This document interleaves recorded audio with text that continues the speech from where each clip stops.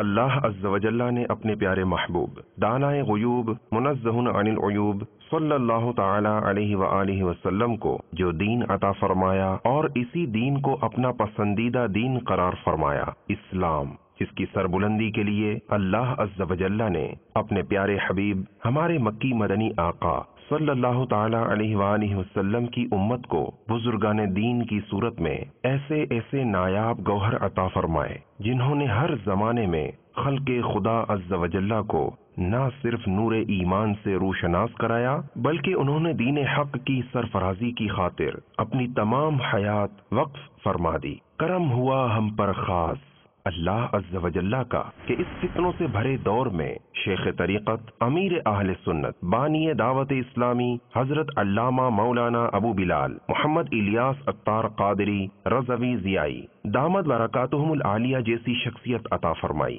جو ہمیں کلام حق سے، فرامین مصطفیٰ صلی اللہ تعالی علیہ وآلہ وسلم سے، اقوال صحابہ کرام علیہم الرضوان سے اور اولیاء عظام کی باتوں سے قلب کو حرارت ایمانی سے بھرپور فرماتے ہیں۔ علمی، تحقیقی، سماجی، معاشرتی اور دیگر معاملات زندگی کے اطوار پر کس طرح گامزن ہوا جاتا ہے، احسن انداز سے علم و حکمت سے بھری گفتگو جو لوگوں کے دلوں میں مدنی انقلاب برپا کر دیتی ہے۔ بہت سے بھٹکے ہوئے لوگ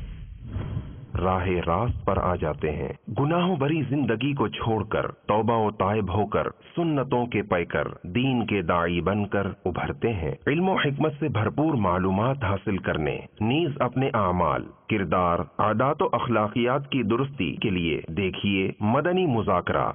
دیکھیے مدنی مذاکرہ بروز پیر مدینہ منورہ میں رات 8 بجے اور پاکستان میں رات 10 بجے مدنی چینل پر۔ صلو علی الحبیب صلی اللہ تعالی علی محمد۔ مجھے اپنی اور ساری دنیا کے لوگوں کی اصلاح کی کوشش کرنی ہے۔